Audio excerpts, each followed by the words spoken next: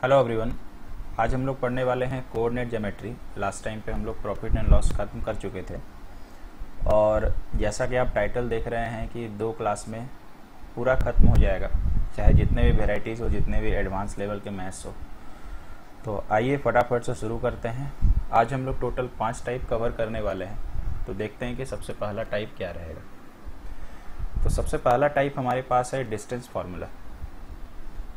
तो जो लोग फर्स्ट टाइम ये टॉपिक को पढ़ेंगे उनके अनुसार ये टॉपिक डिस्कस रहेगा। सबसे पहले देखिए, कोऑर्डिनेट ज्योमेट्री मतलब क्या होता है। एक तरह से कोऑर्डिनेट ज्योमेट्री 2 पार्ट में डिवाइड होता है। एक को बोलते हैं 2D और एक को बोलते हैं 3D। 2D और 3D। यहाँ D मतलब क्या है, डायमेंशन, है ना। तो जैसे मान के चलिए मैंने आपको बोला 3 और -4। आपको अगर याद होगा तो स्कूल टाइम पे आप इस तरह से ग्राफ बनाते थे और आपको पता है कि इधर में प्लस प्लस होता है, यानी एक्स कोऑर्डिनेट भी प्लस। हमेशा याद रखना, पहले एक्स कोऑर्डिनेट लिखते हैं फिर वाई कोऑर्डिनेट। इधर में जाइएगा तो एक्स माइनस होता है वाई प्लस, इधर में जाइएगा तो दोनों हो जाएगा माइनस माइनस, और यहाँ पर वापस आ जाइएगा तो क्या हो जाएगा, प्लस माइनस। मतलब एक्स का प्लस हो जाएगा, वाई का माइनस हो जाएगा। ठीक है, तो इसको कहते हैं हम लोग जनरली जहाँ पर 2 पॉइंट होते हैं उसको हम लोग 2 डायमेंशन कहते हैं। यही जब एक्स वाई जेड कोऑर्डिनेट आ जाएगा और वहाँ पे 3 पॉइंट्स आ जाएंगे तो उसको हम लोग 3 डायमेंशन कहेंगे। तो जैसा कि मैं बता रहा था आपको, यहाँ 3 और -4 है। तो यहाँ पर ये पहला हमेशा याद रखिएगा, ये एक्स कोऑर्डिनेट होता है और ये वाई कोऑर्डिनेट होता है। ठीक है, और इसी के सहारे हम लोग अभी सवालों को सॉल्व करेंगे। अब रह गई बात कि डिस्टेंस फार्मूला क्या होता है। तो जैसे मान लीजिए हम कोई ग्राफ नहीं बना रहे हैं, सपोज करिए यहाँ पर एक बिंदु है और इसका नाम A है, इसका कोऑर्डिनेट है यानी निर्देशांक है, हिंदी में इसलिए निर्देशांक बोलते हैं, x1 y1, और यहाँ पे जो बिंदु है B वो है x2 y2। अब मेरे को A से लेके B तक की दूरी का फॉर्मूला लगाना है। तो A से लेके दूरी तक का फॉर्मूला होता है x1 माइनस x2 का whole square plus y1 minus y2 का होल स्क्वायर। जो बच्चे इंटर साइंस पढ़े होंगे या 10th क्लास का रिसेंट पढ़ के आए होंगे तो उनको ये सब पता होगा।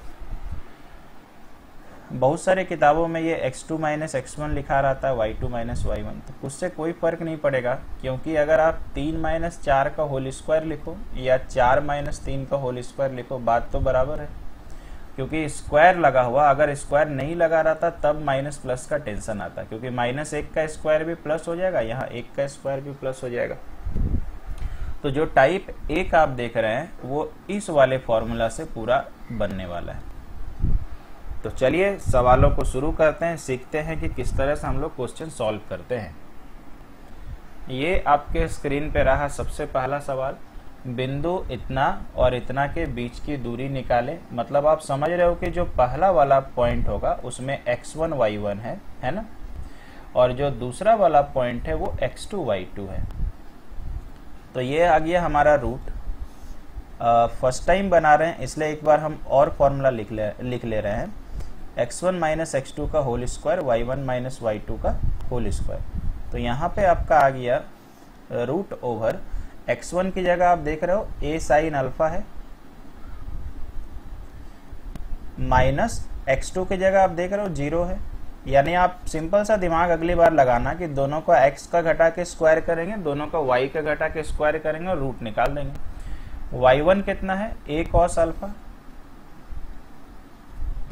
और y2 कितना, ये देखिए 0।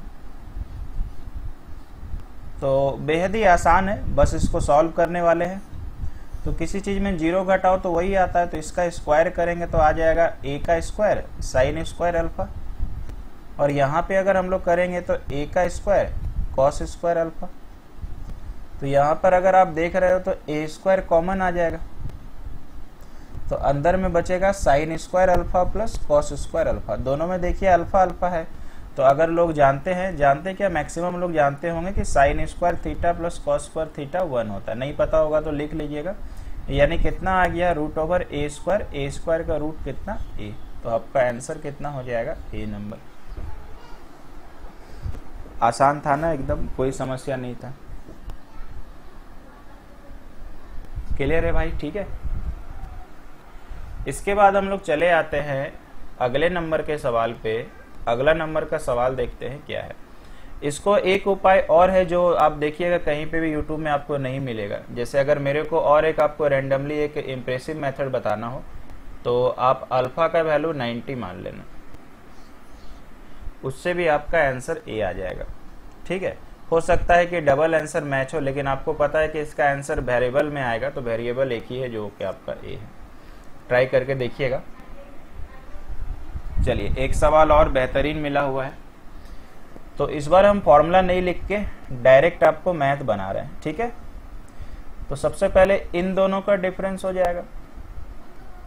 तो देखो हो गया ए साइन थीटा माइनस ए कॉस थीटा का होल स्क्वायर, यही फॉर्मूला है। x1 माइनस x2 का whole square plus y1 minus y2 का होल स्क्वायर।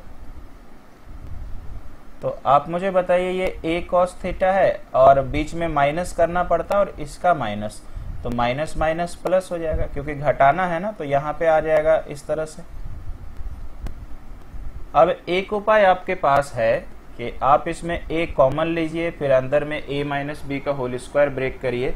और अगर आप नंबर सिस्टम पढ़े हो तो देखिए एक फॉर्मूला आपके लिए बताते हैं, x प्लस वाई का whole square x minus y का होल स्क्वायर, इसका फॉर्मूला होता है 2x square plus Y square. नहीं याद है तो फिर आपको a माइनस बी का होल स्क्वायर में ब्रेक कर लेना, इतना टेंशन नहीं है, और याद है तो बहुत अच्छा फील होगा आपको। और इसका फॉर्मूला हो जाता है 4xy।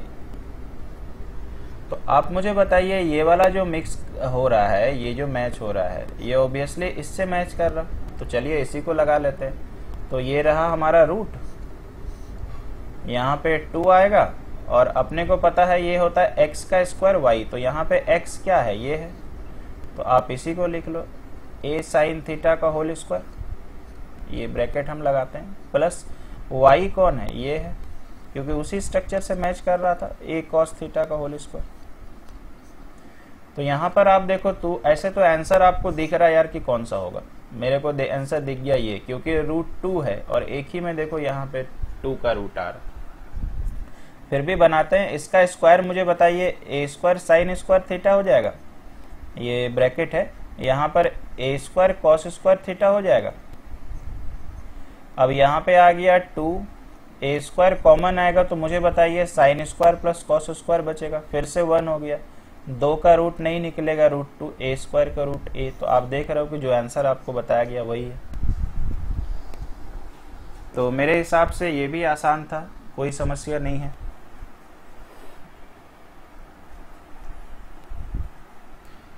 आइए आगे चलते हैं।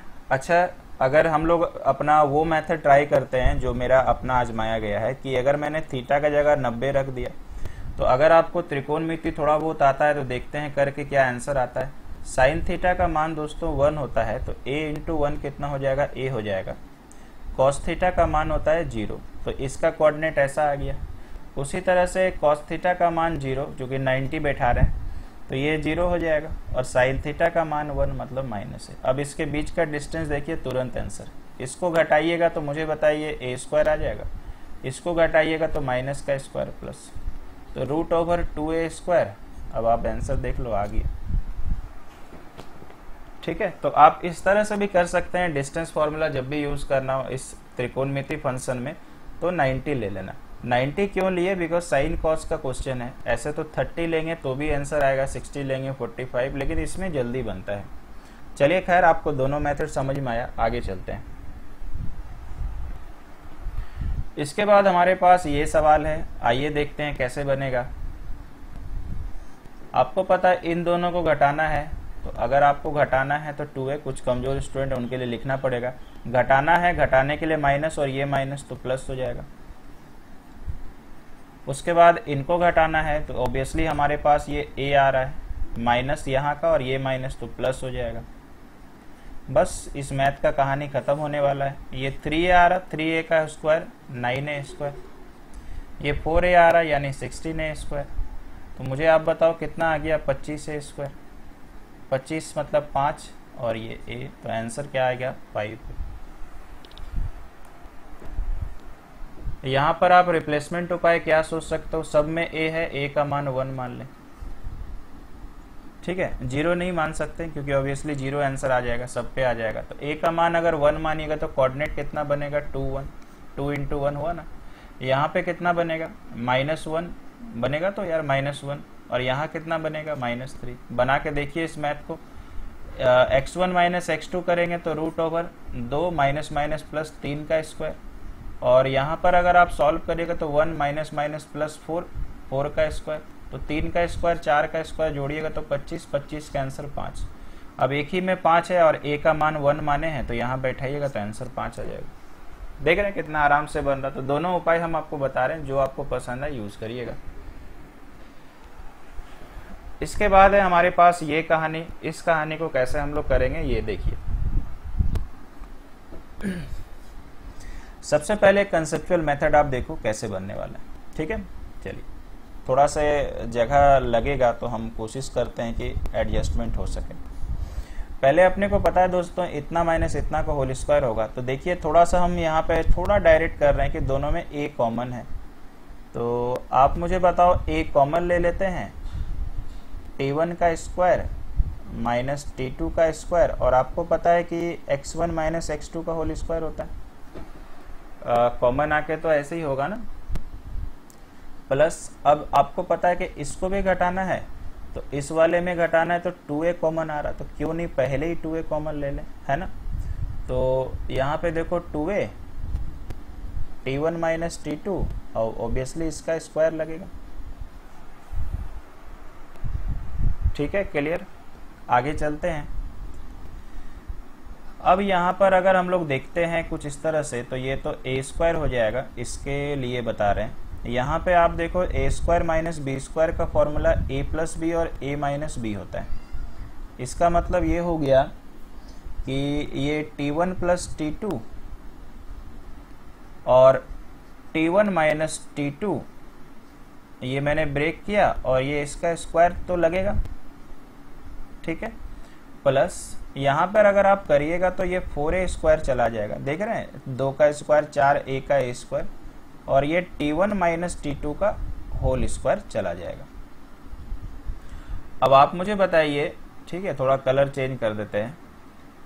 अगर आप यहाँ पर जो नंबर है और यहाँ पे जो नंबर है, इन दोनों से कॉमन क्या आ जाएगा, तो t1 माइनस t2 का होल स्क्वायर और a स्क्वायर कॉमन आ जाएगा, तो a स्क्वायर, ठीक है। अभी हम रूट के अंदर ही रहने देते हैं, t1 माइनस t2 का होल स्क्वायर, ये मैंने लिया कॉमन। अब ब्रैकेट के अंदर देखते हैं क्या बचेगा।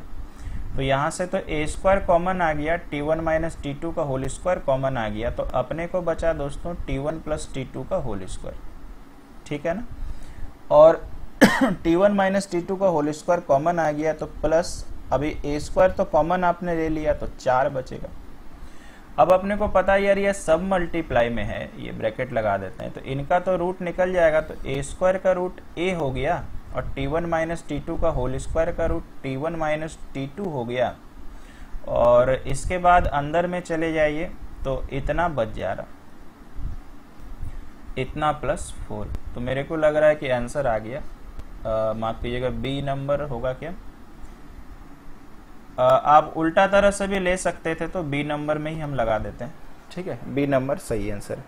देखिए आप सोच रहे होंगे सर आपने तो t1 माइनस t2 लिया, तो देखो इसलिए t1 माइनस t2 आया क्योंकि मैंने फॉर्मूला यूज किया है x1 माइनस x2 का होल स्क्वायर।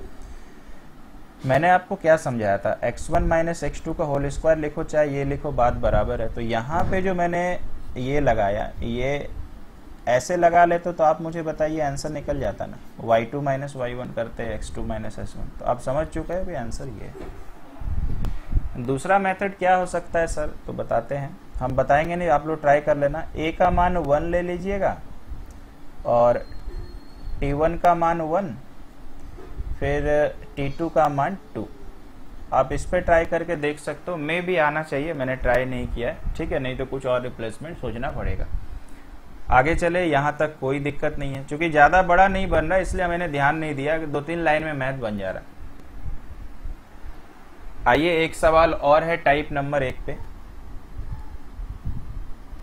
बिंदु इतना इतना के बीच की दूरी 5 है। चलिए कोई बात नहीं, पहले इसके बीच का डिस्टेंस फॉर्मूला लगाते हैं। रूट ओवर 4 माइनस 0 का होल स्क्वायर, x को घटाएंगे प्लस y को घटाएंगे। तो आप मुझे बताओ, यही तो डिस्टेंस हो गया और इनके बीच का दूरी का मान ही तो 5 दिया है।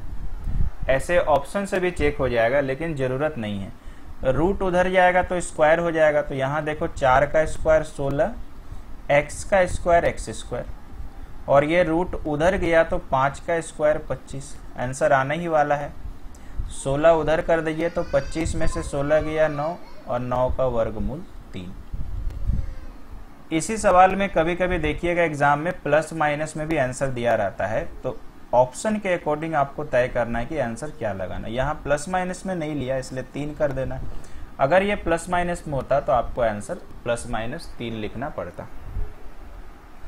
तो ये था टाइप नंबर 1। मुझे लगता तो है कि पूरा अच्छे से समझ में आया होगा। आइए बढ़ते हैं टाइप नंबर 2 पे। टाइप नंबर 2 का टाइटल आप देख रहे हो, area of triangle and quadrilateral. ठीक है, देखिए सपोज करिए कि हमारे पास एक ट्रायंगल है ये, और इसका कोऑर्डिनेट है x1 y1, इसका कोऑर्डिनेट है x2 y2। अपने को पता है कि 3 पॉइंट है तो 3 तो कोऑर्डिनेट होगा, और इसका है x3 y3। तो एरिया ऑफ ट्रायंगल का एक जो अभी फॉर्मूला लिख रहे हैं, ये इंटर साइंस में पढ़ना होता है और वहीं से लिख रहे हैं। हो सकता है क्लास 10 में भी अभी का रिसेंटली है किताब में, तो कई लोग जानते होंगे। एक फॉर्मूला तो दोस्तों ये होता है x1/2 x1 y2 minus y3, उसके बाद रह जाएगा x2 y3 माइनस y1, और इसके बाद रह जाएगा x3 y1 माइनस y2। तो आपको अगर 3 बिंदु दी गई है और आपको पूछेगा कि त्रिभुज का क्षेत्रफल निकालिए, तो आप इस फॉर्मूला में मान रख के लगा सकते हो। अब इसमें स्टूडेंट के लिए दिक्कत है कि एक तो याद नहीं रह पाता है, और उसके बाद क्या है कि फिर देख देख के मान बैठाने में भी दिक्कत होता है। तो इससे बचने का एक तरीका हम बता रहे हैं, ठीक है। वो कैसे होगा अभी क्वेश्चन पे ही समझाएंगे। अच्छा, एरिया ऑफ क्वाड्रिलेटरल सर इसी से कैसे निकलेगा वो भी बताते हैं। काफी मेहनत है इसमें। देखो, अगर आपको 4 बिंदुएं दी गई है और चतुर्भुज का क्षेत्रफल पूछता है, तो उसमें करना क्या होता है बेसिक तरीके में कि एक आपको डायगोनल मिलाना है, विकर्ण। अब 2 त्रिभुज बन रहा, आपको इसका क्षेत्रफल निकालना पड़ेगा इसी फॉर्मूला से, और इसका क्षेत्रफल इसी फॉर्मूला से निकालना पड़ेगा, फिर प्लस करना पड़ेगा। तो आप सोच सकते हैं कि काफी टाइम भी खर्चा होगा, प्लस 2-2 बार ये फॉर्मूला यूज करना, तो एक एक्स्ट्रा बर्डन आपके ऊपर पड़ जाएगा। तो जब भी हम बताते हैं, ये भी जो मेरा है वो जो हम अभी बताने वाले हैं, बहुत साल पहले से हम बताते हैं, बहुत अच्छा है।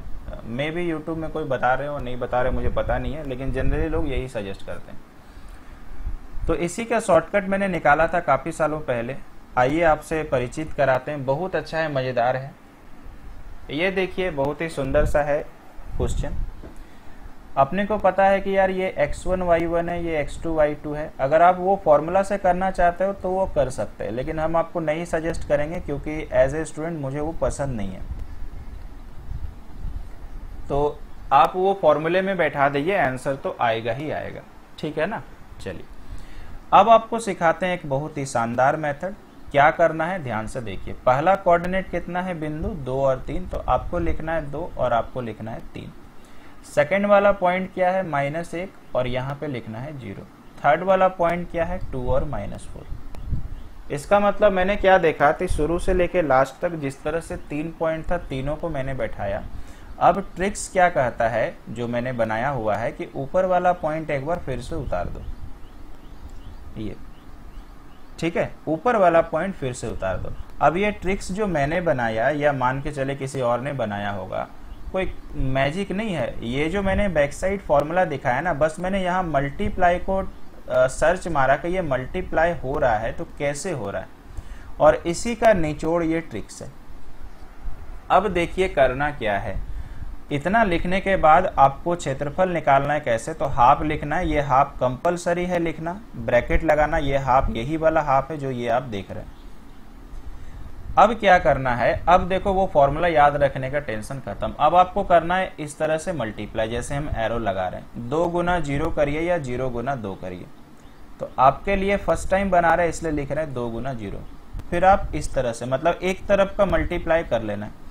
तो यहाँ पर इसके बाद बीच में हम हमेशा प्लस ही लिखेंगे, -1 गुना -4, कुछ कमजोर बच्चे के लिए लिख रहे हैं। फिर आपको लिखना है प्लस, फिर इधर का मल्टीप्लीकेशन 2 गुना 3, और इसको लगा दीजिएगा एक स्मॉल ब्रैकेट। यानी आप एक तरह का गुना पहले कर सकते हैं या कर लीजिएगा, आप चाहो तो इधर का भी गुना कर सकते हैं, जिधर मर्जी, है ना।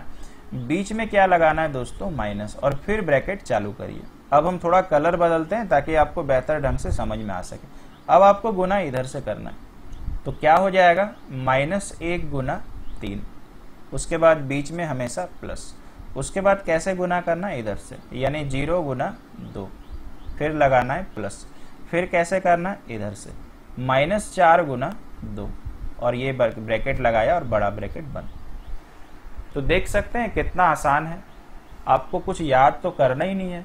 पॉइंट उतार दो तीनों, चौथा पॉइंट चिपका दो, एक तरफ वाला गुना पहले कर लें, बीच में माइनस, दूसरा वाला गुना बाद में कर लें, समझ रहे।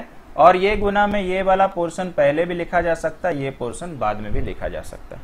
ठीक, अब कर लेते हैं सॉल्व। अब तो केवल कैलकुलेशन करना है अपने को। तो 1/2 और ये रहा ब्रैकेट, यहाँ पे आ जाएगा 0, माइनस माइनस प्लस, यहाँ पे आ जाएगा 4, 3 गुना 2 6, यहाँ पे लगाइए ब्रैकेट, ये वाला देखो -3 आ जाएगा, यहाँ तो 0 आ जा रहा, प्लस माइनस माइनस यानी -8। थोड़ा सा हम इधर लेके आ जाते हैं शिफ्टिंग, 1/2 रहेगा, 6 4 10 हो गया। ये फर्स्ट टाइम बना रहे इसलिए थोड़ा स्लो चल रहे हैं। यहाँ पे देखिए -3 और -8, तो कितना आ जाएगा दोस्तों, -11। यहाँ पे 1/2, 10 का 10 लिख रहे हैं, माइनस माइनस प्लस हो गया, यानी आंसर आ गया 21/2, यानी 10.5, और मात्रक हिंदी में लिखा होगा, क्योंकि सेंटीमीटर वगैरह तो है नहीं। तो कितना इजीली, कितना कंफर्टेबली देखिए बन चुका है। आपको मतलब इसमें प्रेशर दिमाग में नहीं पड़ रहा कि कुछ याद रखना है, उसको देख के बैठाना, जैसे लिखना है लिख दीजिए, गुना करिए, माइनस करिए, आंसर आ जाएगा। अच्छा, अब सर अगर मैंने इसको पहले लिख दिया होता, इसको बाद में लिख दिया होता, तो आंसर क्या आता वैसा? तो बिल्कुल आता। आप मुझे बताइए, अगर इसको पहले लिख दिया रहता है तो -11 ऐसे पहले रहता, 1/2 तो रहेगा, बीच में माइनस आता, फिर क्या आता, 10 आता, तो -11 -10। तो मुझे आप बताओ बस आंसर किस में आता, माइनस में। और आप मुझे बताइए क्षेत्रफल है, तो क्षेत्रफल तो कभी माइनस में नहीं आएगा, है ना। तो जब भी ये माइनस में आएगा तो कुछ नहीं करना, माइनस को इग्नोर करिए, आंसर जो हो गया वही रहेगा। इसका प्रूफ के लिए बस इतना ही बोल पाएंगे कि ये जो फॉर्मूला होता है इसमें मॉड होता है, और मॉड क्या करता है, माइनस को प्लस में बदल देता है, प्लस को माइनस में नहीं बदलता है, माइनस को प्लस में बदल देता है। तो आशा करते हैं दोस्तों समझ में आया होगा कि किस तरह से हमने आसान सा सूत्र बनाया और उसको इम्प्लीमेंट किया। आइए चलते हैं दूसरे नंबर के सवाल पे। एक सवाल मैंने वापस से लिया है, अब देखते हैं सीखने के बाद इस क्वेश्चन को बनाने में कितना टाइम लगता है। ये हो गया 5 और 2, और फर्स्ट वाला पॉइंट फिर से रिपीट करते हैं।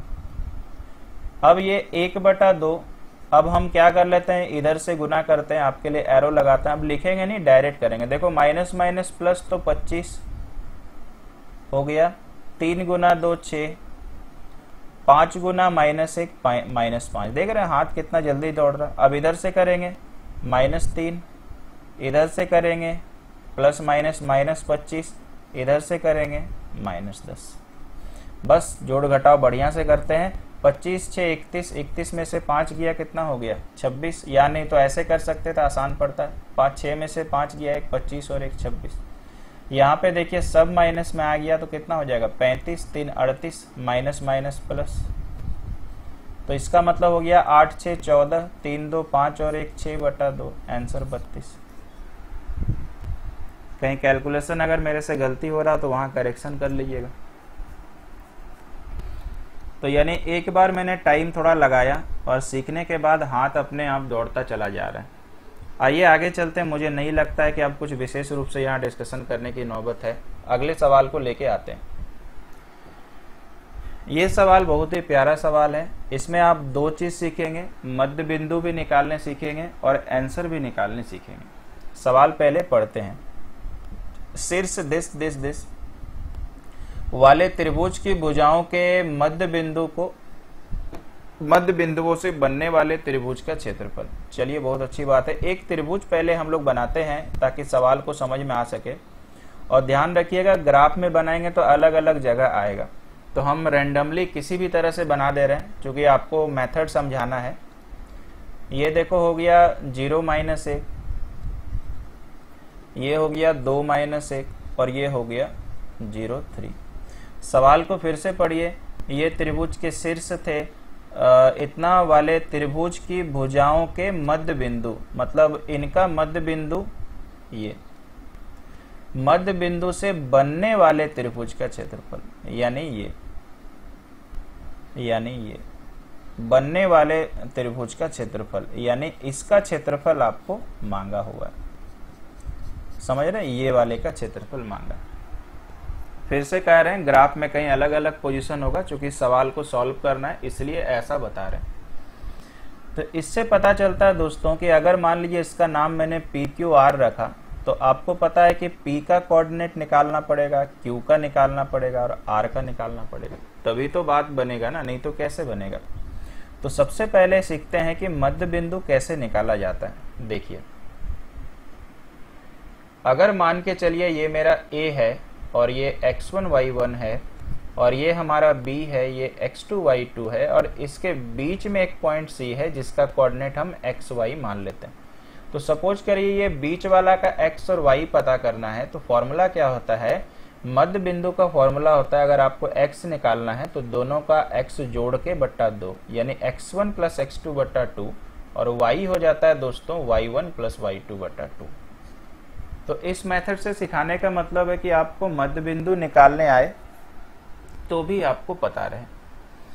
तो अब आप देखो कि P का कोऑर्डिनेट अगर निकालना है तो मध्य बिंदु निकालना है तो कैसे निकलेगा। देखिए, दोनों में x1 x2 क्या है? 2 + 0। पहला बार कर रहे हैं तो लिख देते हैं 2 + 0 बटा 2, कॉमा, और y वाला ये 1 + 3 बटा 2 होगा कि नहीं? तो 2 0 0 2 हो गया, 2 बटा 2 यानी यहाँ 1 आ जाएगा, 3 और 1 4, 4 बटा 2 यानी 2।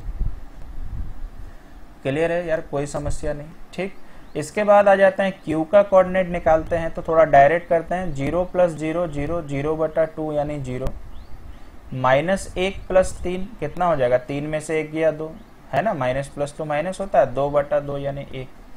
R के पास आ जाते हैं। अब R के लिए देखो किसको जोड़ना पड़ेगा? 0 + 2 2, 2 बटा 2 यानी 1, और 1 - 1 मतलब 0, 0 बटा 2 यानी 1। अब तो सोचिए कि PQR का कोऑर्डिनेट कितना हो गया? 1 2 0 1, इतना लिख दीजिए। अगर मैंने लिखा 1 2 P लिख दिया मैंने, उसके बाद सपोज करिए मैंने लिख दिया Q का कोऑर्डिनेट 0 1, उसके बाद 1 0, और इसके बाद अगर आप लगाइएगा, इसको ब्लैक में ही कर लेते हैं, दिखेगा ठीक, ये 1 2।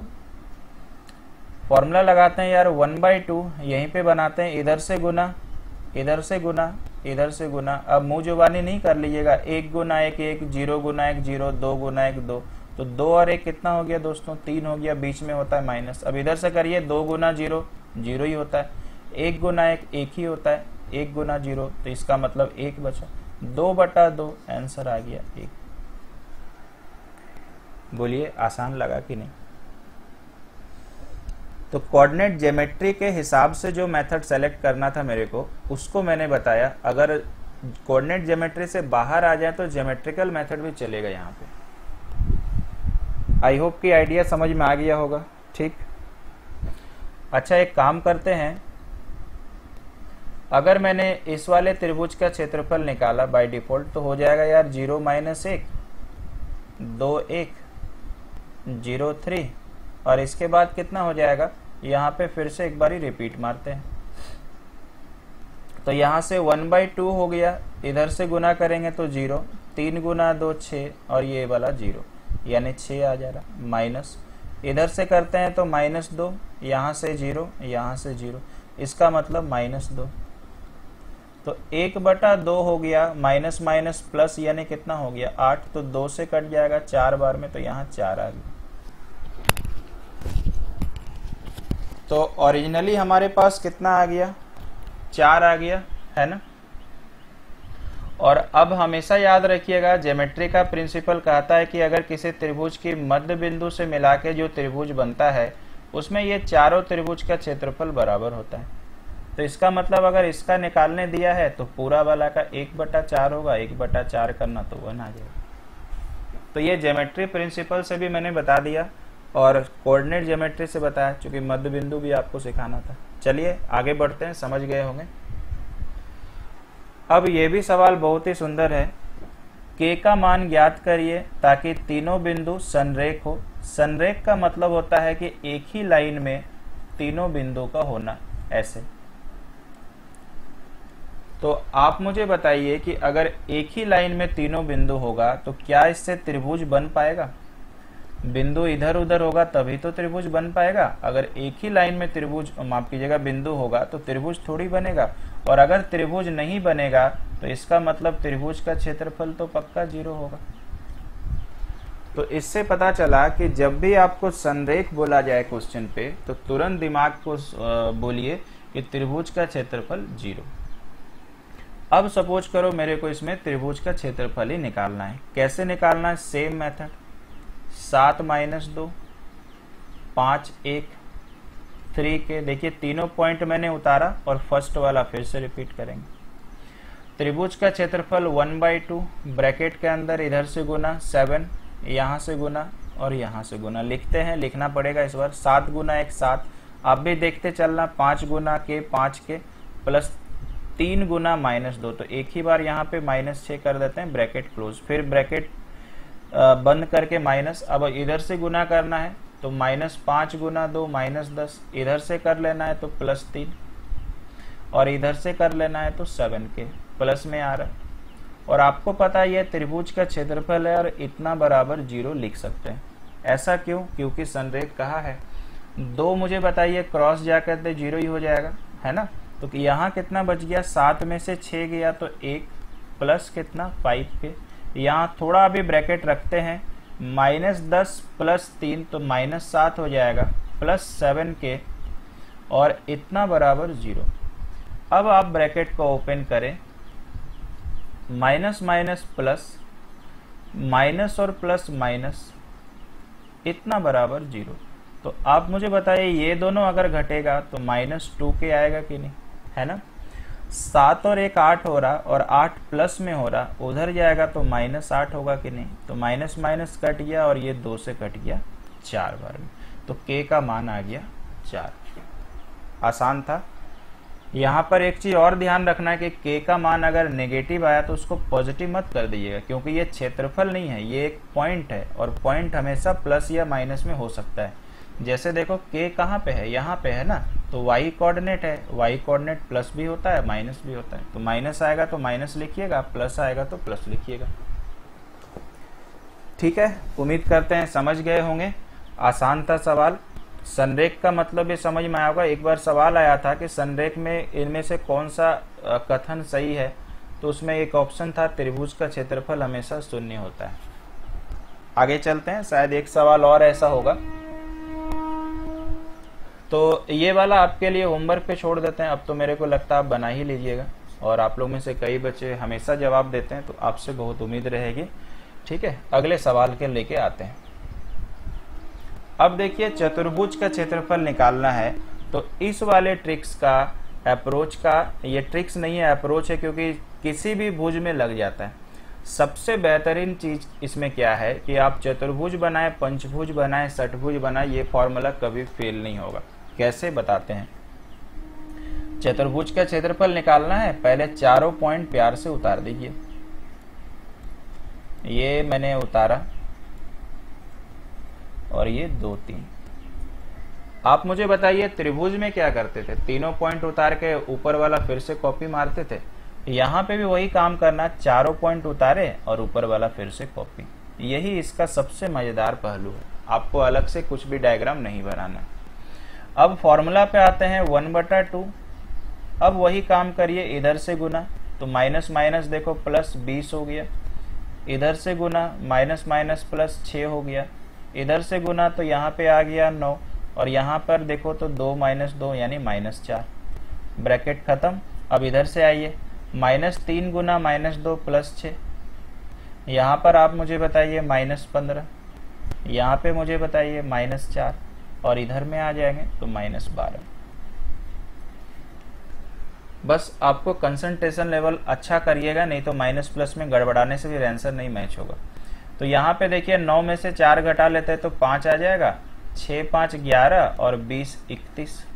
ये ब्रैकेट थोड़ा रखेंगे और देखिए पहले माइनस वाले को जोड़ लेते हैं तो -15 - 4 - 19 2 21 10 31 यानी -31 आ रहा और +6 मतलब -25। अब अपने को पता है यार कि यहाँ पे 1/2 होगा और 31 माइनस माइनस प्लस हो जाएगा, यानी आंसर हमारे को चला गया 3 2 5 5 और 1 6, आंसर हमारे को आ जाएगा 28।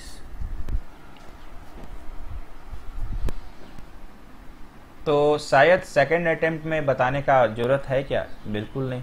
अब भविष्य के लिए आप रेडी कर चुके हैं अपने को कि अगर मान लीजिए पंचभुज दे दिया तो फिर अगर आप ये मेथड नहीं जानोगे तो चतुर्भुज में तो काम चल जाएगा। अब आप मुझे बताइए पंचभुज में कहाँ कैसे मिलाते चलिएगा ऐसे करके, तो फिर इसका क्षेत्रफल निकालो, इसका निकालो, इसका फिर जोड़िए तो कितना लेंदी हो जाएगा। आगे चलते हैं, अगले सवाल को देखते हैं। और एक सवाल देखिए आपके लिए है, तो ये वाला भी आप लोग होमवर्क में लेना। एक सवाल मैंने बता दिया, एक आप लोग को बनाना है। तो यहां तक हमारा खत्म होता है टाइप नंबर 2। अब हम लोग चलेंगे टाइप नंबर 3 पे। टाइप नंबर 3 में है ग्राफ एरिया। अब ये ग्राफ एरिया क्या है पहले समझते हैं, उसके बाद सवालों को देखते हैं, सॉल्व करेंगे। देखिए जब भी आपके पास इस तरह का कोई भी समीकरण आया, ये भी हम बहुत सालों से ये फॉर्मूला बता रहे हैं, अगर ऐसा लिख के आता है या ऐसा लिख के आता है, ठीक है, तो ये सोचिए एक लाइन का समीकरण के साथ साथ किसी एक्सिस के साथ जुड़ जाए तो किसी भी शेडेड एरिया को दिखाएगा। शेडेड एरिया क्या है कुछ देर के बाद हम बताने वाले हैं। तो जब भी इस तरह का समीकरण हो और आपको क्षेत्रफल पूछे तो इसके क्षेत्रफल का फॉर्मूला होता है c²/2ab। याद रखिएगा, ये भी मोस्टली यूट्यूब में लोग नहीं बताते हैं, इसका मॉड है। मॉड का काम क्या होता है? माइनस को प्लस करना, प्लस प्लस ही रहेगा। तो जब भी ये रहेगा तो हमेशा याद करना ये है। अब रह गया बात कि आपको समझाना जरूरी है कि सर ये ग्राफ एरिया क्यों आपने लिखा हुआ है। तो सपोज करिए मैंने एक एग्जांपल लिया, क्योंकि ये जो लाइन है बहुत फेमस है। मैंने आपको बोला कि एक लाइन का समीकरण है 3x + 4y और ये x अक्ष और y अक्ष से घिरा है, से घिरे छायांकित भाग का क्षेत्रफल निकालें। छायांकित भाग का क्षेत्रफल निकालें। 3x + 4y इतना, इस तरह से सवाल लिखा रह सकता है। हो सकता है कि 2-2 लाइन हो, तो आप फॉर्मूला तो लगा दोगे, मुझे स्पेसिफिक रीजन बताना है कि ये एक्चुअली है क्या भाई, क्यों इसको मैंने ग्राफ एरिया नाम दिया है, क्यों छायांकित भाग इसमें बनेगा और कहाँ बनेगा। तो थोड़ा बचपन में आपको ले जाते हैं, जब आप स्कूल में 8-9 में ग्राफ बनाते थे उस दौर में। ये आपका देखो इक्वेशन है और x अक्ष y अक्ष तो रहता ही है, ये आपको पता ही है। तो इसका ग्राफ हम लोग कैसे बनाते थे थोड़ा याद कराते हैं। देखिए अगर मैंने x को 0 मान लिया तो इस समीकरण में अगर x को हम लोगों ने 0 बैठा दिया तो 3 गुना 0 तो 0 हो जाएगा, तो कितना बच जाएगा? 4y = 12, तो y कितना निकल जाएगा? 3। इसका मतलब मुझे बताइए एक पॉइंट क्या बना? 0 और 3। हमेशा याद रखिएगा जब भी पॉइंट लिखना हो तो x पहले लिखना है, y बाद में लिखना है। अब एक बार हम लोग क्या करते हैं, y 0 रखते हैं तो जैसे ही मैंने इस वाले समीकरण में y 0 रखा तो ये वाला 0 हो गया, तो बचा 3x बराबर 12, तो x कितना निकल जाएगा, x निकल जाएगा 4। तो इसका पॉइंट मुझे बताइए, जब लिखेंगे तो 0 4 नहीं लिखेंगे, x पहले लिखेंगे तो 4 0। अब इसका ग्राफ बनाते हैं। अब मैंने बनाया ये ग्राफ, ठीक। अब आप ग्राफ कैसे ड्रॉ करते थे, तो ये x का प्लस कोऑर्डिनेट है, तो सपोज करिए इसका मैक्सिमम पॉइंट 1 2 3 4, देखो मैक्सिमम 4 है, ऊपर में y का मैक्सिमम 3 तक गया, 1 2 3। तो सबसे पहले अगर मेरे को 0 3 ग्राफ में प्लॉट करना है तो 0 0 तो बीच में होता है, y की तरफ 3 में बढ़ते हैं तो एक बिंदु हम लगा देंगे यहाँ पे। इस वाले पॉइंट को प्लॉट करना है तो 4 0, तो y का 0 तो यही होगा, x की तरफ 4 बढ़ना है तो ये वाला पॉइंट होगा। अब हम लोग यही करते थे कि दोनों पॉइंट को मिला देते थे। तो जैसे ही मैंने मिलाया उसके बाद देखिए लिखा हुआ x अक्ष, मतलब ये वाला लेना है, ठीक है। ये देखिए हम दिखा देते हैं, x अक्ष मतलब ये तो लेना ही है आपको, उसके बाद y अक्ष ये भी लेना है। तो x अक्ष, y अक्ष और ये जो मैंने ग्राफ प्लॉट किया उससे मुझे बताइए, यही तो शेडेड एरिया मिला ना, छायांकित भाग मतलब ये वाला जो घिरा हुआ भाग। तो ये भाग दिखने में कैसा दिख रहा है, देखिए त्रिभुज दिख रहा है। मतलब हम लोग फिर से टाइप नंबर 3 में त्रिभुज का क्षेत्रफल ही निकालने सीख रहे हैं, बस अलग अंदाज में, अलग लाइंस के इक्वेशन में। वहां पॉइंट्स था, यहाँ इक्वेशन। तो इसी का क्षेत्रफल का फॉर्मूला जो है ये मैंने बताया। तो सपोज करो मेरा यही क्वेश्चन है, तो आप मुझे बताइए ये x में जो गुना है वो a कहलाएगा, y में जो गुना है वो b कहलाएगा, और जो ये कांस्टेंट नंबर है यही c कहलाएगा। तो यहाँ पर मुझे बताइए c स्क्वायर है यानी 12 का स्क्वायर। जब भी स्क्वायर करना है कभी स्क्वायर मत करिएगा, 2 बार लिखिएगा, इससे टाइम बचत होता है।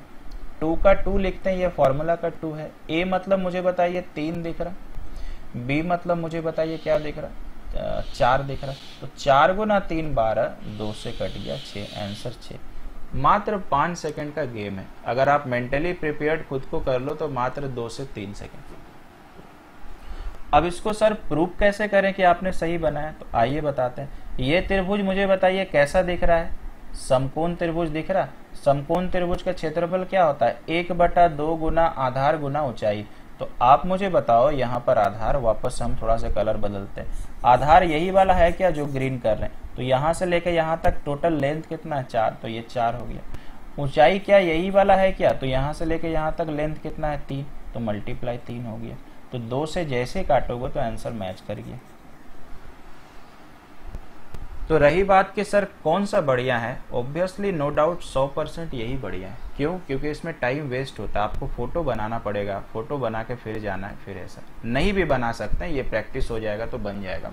यहाँ तो किस्मत बढ़िया था कि बट्टा में एक्स वाई नहीं आया, कई बार आ जाता है। तो आशा करते हैं ग्राफ एरिया मतलब क्या है समझ में आया होगा। अब आइए ओरिजिनल क्वेश्चंस को सॉल्व करते हैं। चलिए शुरू करते हैं। तो पहला सवाल मैंने देखो बता दिया, 3x + 4y = 12 द्वारा दोनों अक्ष, मतलब वही बोलता है x अक्ष और y अक्ष के अंतःखंड की लंबाई क्या होगी। यहाँ एक्चुअली क्षेत्रफल कर लीजिएगा, लंबाई हम नहीं लिख रहे हैं, ठीक है।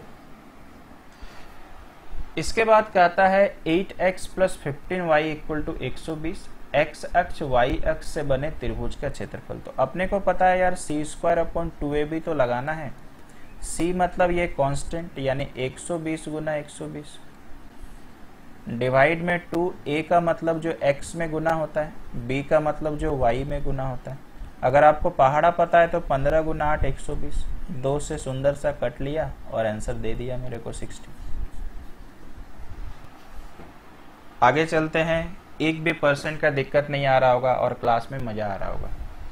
अब आपके पास है 2 क्षेत्रफल, 4 रेखा, इतना इतना इतना और इतना। अब आप सोच रहे होंगे सर 4 कहाँ है, देखो एक ये, एक x अक्ष वाला लाइन होगा, एक y अक्ष वाला लाइन, चतुर्भुज का क्षेत्रफल। जब 2 समीकरण रहे तब क्या करेंगे सर, पहले बनाने के पहले हम आपको कुछ दिखाना चाहते हैं। पहले ग्राफ प्लॉट करते हैं, ठीक है। थोड़ा सा हम टाइम बर्बाद करेंगे ताकि आप कहीं अच्छे स्टूडेंट से भेंट हो तो उनको मुंह दिखाने के लायक रहें, है ना। बार बार हम कहते हैं कि सीखिए तो इतना बेहतर सीखिए कि बाहर वाले को कारण भी बता सकें। तो मान के चलिए मैंने x का मान 0 रखा, तो y कितना आ जाएगा?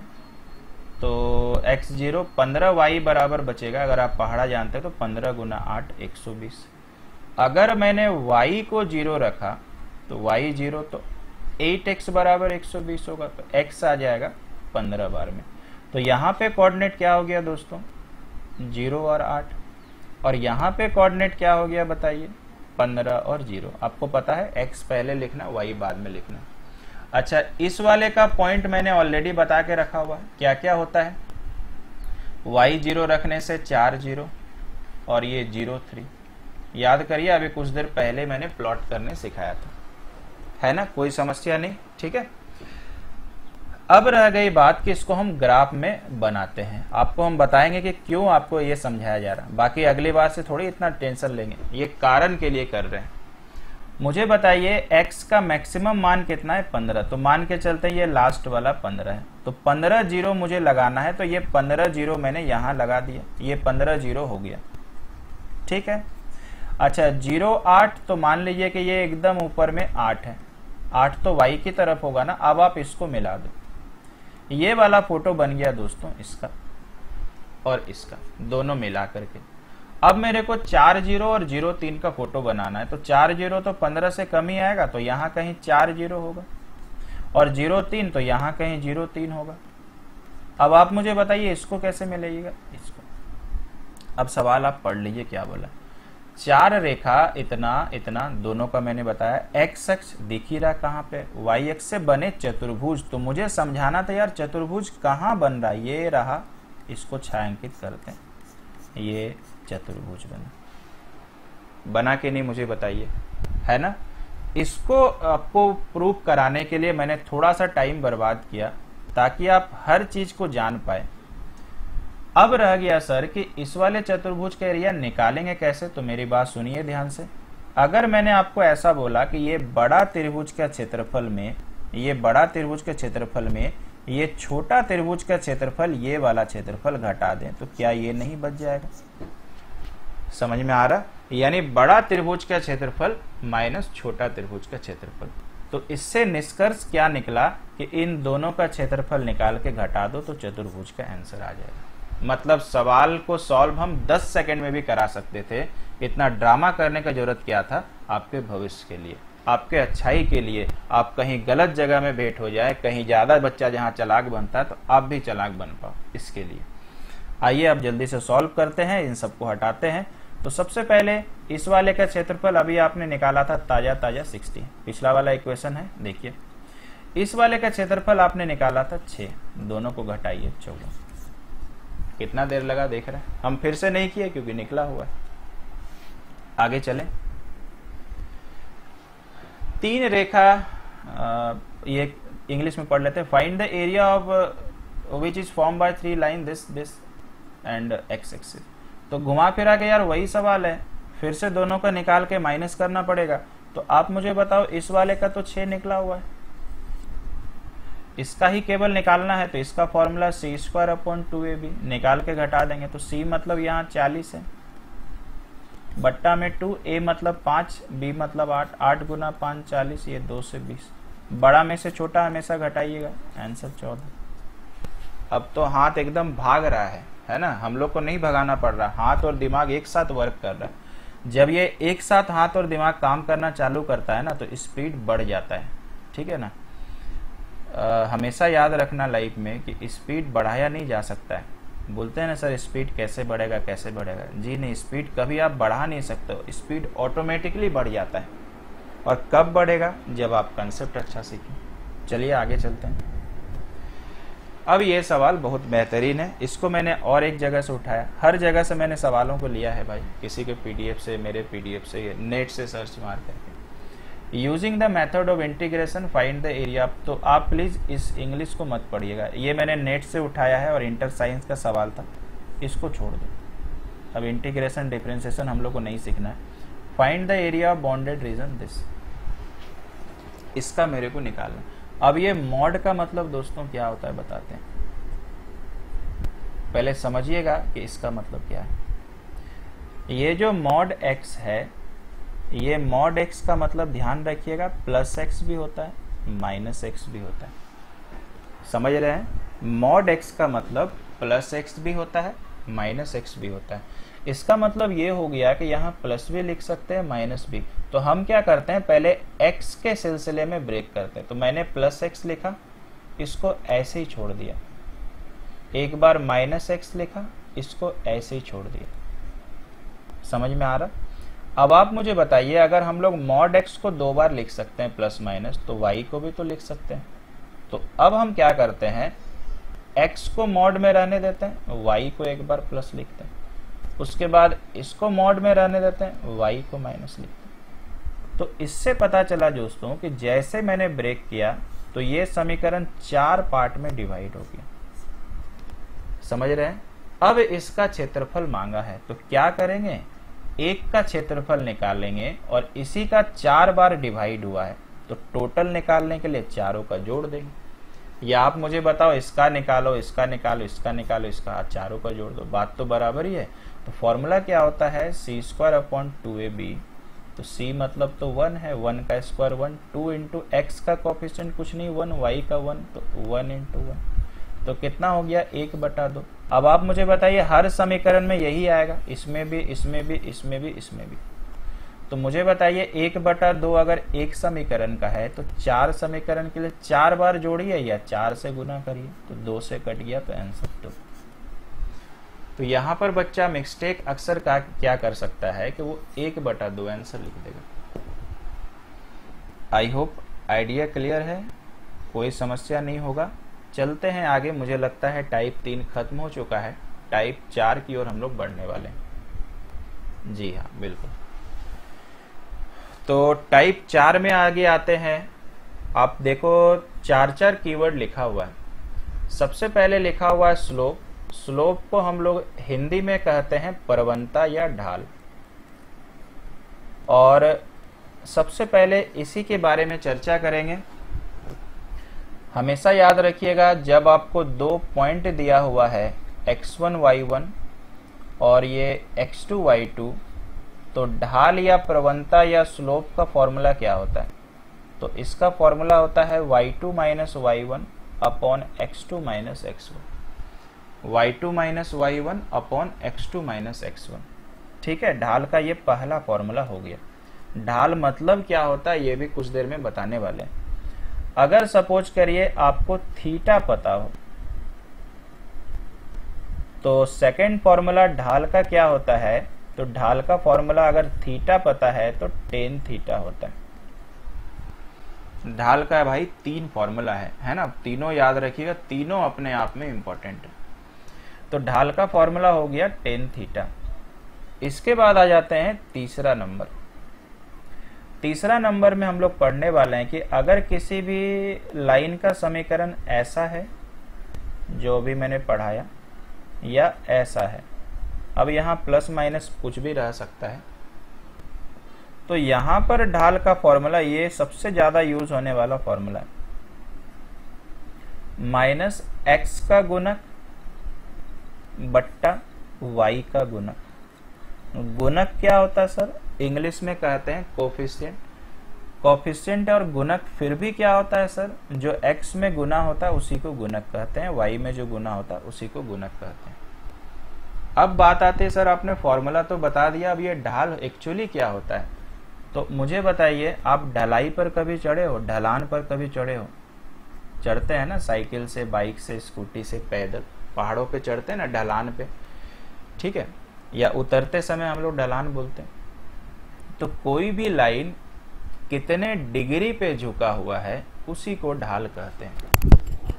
एकदम सिंपल सा परिभाषा है, कोई भी लाइन कितने डिग्री पे झुका हुआ है उसी को ढाल कहते हैं। क्लियर है दोस्तों, कोई समस्या नहीं। अब एक एक एग्जांपल ले लेते हैं। मान के चलिए मैंने एक पॉइंट दिया आपको और आपको मैंने बोला कि इसका ढाल निकाल के दिखाओ। तो ढाल को जनरली सूचित किया जाता है m से। आप m लिख सकते हो या ढाल लिख सकते हो, जो आपकी मर्जी है। तो फॉर्मूला क्या होता है, y2 माइनस y1। तो अपने को पता है, यहां ध्यान रखिएगा, आप यहां सोच रहे होंगे सर कि हम लोग क्या y1 माइनस y2 नहीं लिख सकते हैं? तो बिल्कुल लिख सकते हैं। बस इतना ख्याल रखिएगा, ऊपर y का डिफरेंस नीचे x का डिफरेंस होना चाहिए। और एक बात का याद रखना है कि जिस दिशा में इसको घटाएं उसी दिशा में इसको, यानी अगर इसमें y2 लिखते हैं तो पहले x2। तो y2 कितना है दोस्तों? -5 माइनस, ये देखो माइनस फॉर्मूला का, y1 कितना है? तो -3। एक एक एग्जांपल सबका बता रहे हैं। फिर x2 आप देख सकते हो 3 है, माइनस x1 कितना है? तो 4 है। तो -5 माइनस माइनस प्लस, 3 में से 4 गया -1, तो ऊपर आ जाएगा -2 बटा -1, 1 कट गया तो 2। ये पहला का एग्जांपल हुआ।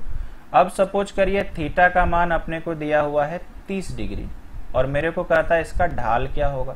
तो m का फॉर्मूला क्या यूज करेंगे थीटा के केस में? Tan theta. टेन थीटा का मतलब 30। अब थोड़ा सा आपको कष्ट करना है, इसका मान याद रखना पड़ेगा 1/√3। कोई समस्या नहीं। अब चलते हैं आखिरी वाले पे। सपोज करिए मेरे को एक समीकरण आया -4x + 5y + 6 = 0 और मेरे को पूछता है कि इस लाइन का ढाल क्या होगा, यानी इसका स्लोप क्या होगा।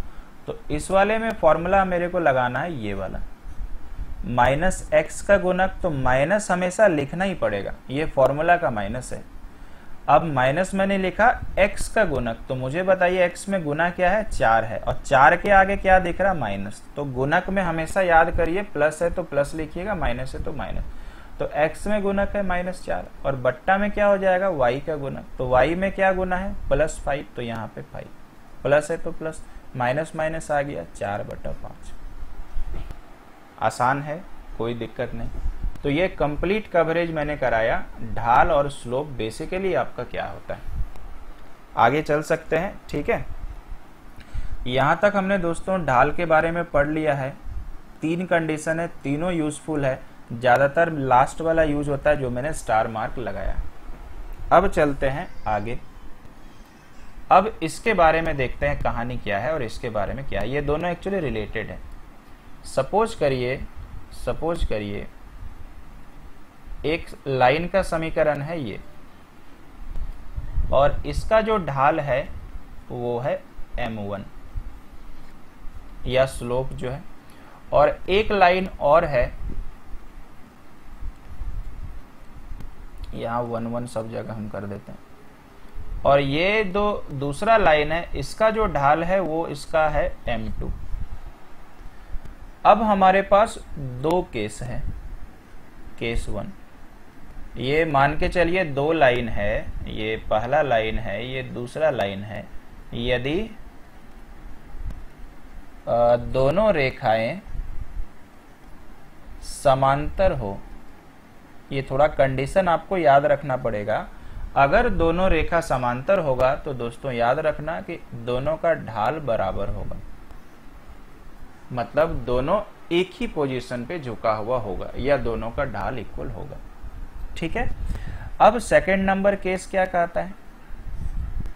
यदि दोनों रेखा लंब हो, एक दूसरे के लंब हो, यानी परपेंडिकुलर, सपोज ऐसा बोल दिया, तो हमेशा याद रखना कि इसमें कंडीशन लगाना है दोनों के स्लोप का प्रोडक्ट या ढाल का प्रोडक्ट -1। ठीक है। अब आप सोच रहे हैं सर इसमें ढाल कैसे निकाले, तो अभी हमने ताजा सीखा था कि किस तरह से ढाल निकालते हैं। ठीक है। तो पैरेलल होने से, समांतर होने से दोनों का स्लोप इक्वल होगा, परपेंडिकुलर होने से दोनों के स्लोप का प्रोडक्ट -1 होगा। अभी लास्ट वाला वर्ड है कॉन्करेंट या कॉन्करेंट। ठीक है। इसको हिंदी में कहते हैं संगामी। ठीक है। और संगामी का पहले मतलब क्या होता है उसको मेरे को बताना जरूरी है। संगामी का मतलब होता है कि एक ही बिंदु से बहुत सारी लाइनें निकलती है, या आप इसको रिवर्स में भी बोल सकते हैं। जब बहुत सारी लाइनें एक ही बिंदु पर आके मिलती है तो उसको कहते हैं हम लोग संगामी।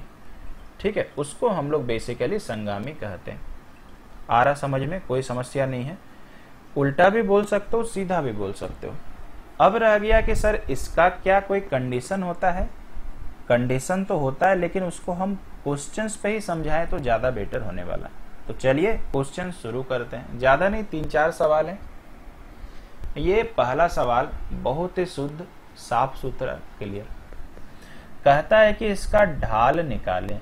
आप क्या करना, जब भी ढाल निकालने बोलेगा तो सभी को इधर ले आइएगा, नहीं भी ला सकते हैं, कोई दिक्कत नहीं है। इतना बराबर 0। कभी कभी नहीं लाने से कुछ गलती लोग कर बैठते हैं, और अपने को पता है यार इसका फॉर्मूला होता है माइनस x का गुणक, बस याद कराने के लिए एक बार कर रहे हैं, और बट्टा में क्या होता है y का गुणक। तो माइनस फॉर्मूला का x में क्या गुना है 2, और 2 के आगे माइनस है, बट्टा y में क्या गुना है 3, तो आंसर हो गया 2/3। कई बार एमटीएस में पहले ये सब सवाल आया हुआ है। आगे चलते हैं। अब अगला सवाल पढ़ें क्या है। ठीक है, इस वाले समीकरण को हम थोड़ा चेंज करके सबको इधर लेके आ जाए। इतना बराबर 0 और इतना, माफ कीजिएगा, इतना बराबर 0। तो कहता है कि यदि ये दोनों रेखा एक दूसरे के समांतर हैं तो k का मान निकालो। तो आपको याद है ना, दो रेखा समांतर होता है तो दोनों का स्लोप बराबर होता है। तो इसका स्लोप निकालिए, तो माइनस x का गुणक डायरेक्ट यूज कर रहे हैं, ऊपर आप देख रहे हो -3, y का गुणक 2, दोनों समांतर है, बोल के बराबर लिख रहा है। सिमिलरली यहाँ पर माइनस फॉर्मूला का x का गुणक, तो x का गुणक है यार -k, बट्टा y का गुणक कितना 4। ये माइनस माइनस मैंने काटा और ये माइनस माइनस मैंने काटा, अदरवाइज आप माइनस माइनस प्लस भी कर सकते थे। ये क्रॉस मल्टीप्लाई कर लें तो यहाँ पे 2k आ जाएगा, और 4 गुना 3 12, आप 2 से नीचे भी काट सकते थे, k का मान 6, कोई दिक्कत नहीं। 5 सेकंड में आंसर। 1 सेकंड में तो हम नहीं बोल सकते हैं, बहुत विद्वान लोग 1 सेकंड में बनाते हैं, उनका टाइटल रहता है पलक झपकते आंसर। ठीक है, पलक झपकते तो यार नींद आ जाता है, आंसर कभी नहीं आता है, फिर भी लिखते हैं, विद्वान लोग हैं, बात मान ही लेते हैं लोग। आगे चलते हैं, अगले सवाल को देखते हैं। अब ये देखिए संगामी वाला है, हम संगामी लौटते हैं, इससे पहले एक परपेंडिकुलर वाला सवाल को करवाते हैं, ये वाला। यहां पर पहले समीकरण को कर लेते हैं एडजस्ट। आप देखो बार बार हम लेफ्ट साइड लेके आ रहे हैं, आपको गलती से बचाने के लिए, नहीं भी लाइएगा तो वही रहेगा। तो आपको पता है कि एक दूसरे के लंबवत है, लंबवत का मतलब मुझे बताइए क्या हो गया, परपेंडिकुलर, और परपेंडिकुलर में कंडीशन होता है दोनों का स्लोप का प्रोडक्ट -a। तो फॉर्मूला लगाते हैं माइनस x का गुणक, तो x का गुणक देखो कुछ नहीं तो 1 यानी -a, बट्टा y का गुणक कुछ नहीं 1 यानी पॉजिटिव, मल्टीप्लाई, इस वाले में आ जाता है माइनस x का गुणक यानी -k, y का गुणक यानी 4, दोनों के स्लोप का प्रोडक्ट कितना हो गया -a। बोलिए समझ में आया? सिंपल सा तो है ना भाई, वही तो मैंने कर दिया। तो यहाँ देखो माइनस माइनस प्लस, तो ये तो एक ही हो गया, माफ कीजिए, यहाँ मल्टीप्लाई है, यहाँ माइनस माइनस प्लस। अब तो मेरे को लग रहा मैथ बन चुका यार, k बराबर -4। ज्यादा सवाल मैंने नहीं लिया, क्यों बेकार में टाइम पास करें। ठीक है, यही कोई टीचर आते हैं 5 6 7 करवा रहे हैं, बच्चा भी बोलता है यार 45 मिनट 1 घंटा तो पढ़ाया। ठीक है, मेरा आदत वैसा नहीं है, एक सवाल में समझ में आ रहा, क्यों बेकार का इसको घसीटे। अब चलते हैं वापस से बैक में संगामी पे। देखिए 3 समीकरण दिया हुआ है और कहता है कि संगामी है। तो मुझे आप बताओ कि संगामी मतलब मैंने क्या सिखाया था। एक ही बिंदु पर बहुत सारी लाइन आके मिले, तो इसका मतलब 3 लाइन है तो तीनों एक ही बिंदु पर आके मिलता होगा। इससे एक बात पता चला कि तीनों में जो x और y का मान होगा वो भैया सेम होगा, तभी तो एक जगह आके मिलता होगा। यही हमारा इस क्वेश्चन का अप्रोच है सोचने का। अब करेंगे तो करेंगे क्या सर, बताते हैं। आप मुझे बताइए, ये एक समीकरण दिख रहा और ये एक समीकरण में दिख रहा। कुछ नहीं करना दोस्तों, जब भी संगामी रहेगा इन दोनों से x और y का मान निकाल के इधर चिपका देने का। ऐसा क्यों सर? क्योंकि इसका डेफिनेशन ही तो यही है, क्योंकि x y का मान सबके लिए सेम होगा। फिर आप बोलेंगे सर इसी से x y क्यों निकालेंगे? क्योंकि यहाँ तो यार k का मान अननोन है ना, इसमें नोन है, कांस्टेंट पता है। तो आइए सॉल्व करते हैं, और सॉल्व करना बाएं हाथ का काम है, आप लोग भी करना जानते हो। x + y = 5। तो आप मुझे बताइए, अगर मेरे को x निकालना है तो 2 से गुना कर दें, तो यहाँ से गुना यानी यहाँ से गुना, तो इसका मतलब ये माइनस ये माइनस ये माइनस। आई होप ये सॉल्व करना जानते होंगे। कट गया। यहाँ 3y, यहाँ पे 2 से गुना कर रहे हैं 2y, तो यहाँ पे y आ जाएगा। यहाँ 5 गुना 2 10, 12 में से 10 गया 2। इसका मतलब y का मान 2 आ गया, और आपको पता है कि x प्लस y 5 है, तो x प्लस 2 बराबर 5, तो y का मान, माफ कीजिएगा, x का मान 3। अब कुछ नहीं करना है, k का मान चाहिए, तो 4x प्लस 3y बराबर k है। जब x y यहाँ से इतना निकला तो यहाँ पे x और y का मान वही होगा। क्यों? क्योंकि संगामी बोलता है, इसलिए मैंने बोला क्वेश्चन में ही समझिए, ज़्यादा बेटर। x का मान 3, y का मान 2, k निकालना है। तो 4 गुना 3 12, 3 गुना 2 6, 12 और 6 18। आसान है सवाल, कोई दिक्कत नहीं है। तो आई होप संगामी मतलब आप समझ गए होंगे। और एक सवाल है आपके लिए परपेंडिकुलर यानी लंब, या आप होमवर्क में कर लीजिएगा। तो चलिए दोस्तों, टाइप नंबर 4 तक ही रखते हैं। अच्छा, संपाति बोला हुआ है, एक संपाति, हाँ ये लास्ट, एक संपाति बता देते हैं भाई, ठीक है। संपाति मैंने टाइटल में नहीं लिखा था। संपाति को बोलते हैं कोइंसाइड। जैसे घड़ी में पढ़े थे ना, एक के ऊपर एक ओवरलैप कर जाना, तो संपाति का बहुत आसान सा ट्रिक्स बताते हैं। ये एक समीकरण है और ये एक समीकरण है। हमेशा संपाति बोलेगा तो दोनों का समीकरण सेम कर देना है, constant same, x same, y same, और सवाल वैसा रहेगा तभी संपाति होगा। तो आप कुछ ना करें, इसका कांस्टेंट सेम कर दीजिए। ये 22 है, यहाँ भी 22 लेके आना है, तो कितना से गुना करेंगे? 2। तो आपको पता है कि इधर भी 2 से गुना होगा। अब ये 2 से गुना करके हम लिख रहे हैं, 3 गुना 2 6x, 2 गुना 2 4y, 11 गुना 2 22। इसको मैंने लिखा। इसके नीचे ये वाला फिर से कॉपी पेस्ट कर रहे हैं, kx 4y 22। ये मिल गया, ये मिल गया, तो पक्का ये भी मिलेगा, और ये मिलाने के लिए k की जगह 6 आ गया। इतना ही छोटा सा संपाति है, बेहद ही आसान, बहुत बहुत आसान, कोई इसमें समस्या नहीं है। क्लियर है? कोई दिक्कत नहीं। चलिए आज हम लोग इतना ही रखते हैं। ऐसे मैंने टाइप 5 भी सजा के रखा था, टाइप 5 तक आज मेरे को कराना था, लेकिन समय को देखते हुए, चूंकि आज मेरे को रीजनिंग को भी आगे बढ़ाना है, तो अभी के लिए इतना ही रखते हैं। क्लास का फीडबैक देते रहिए। थैंक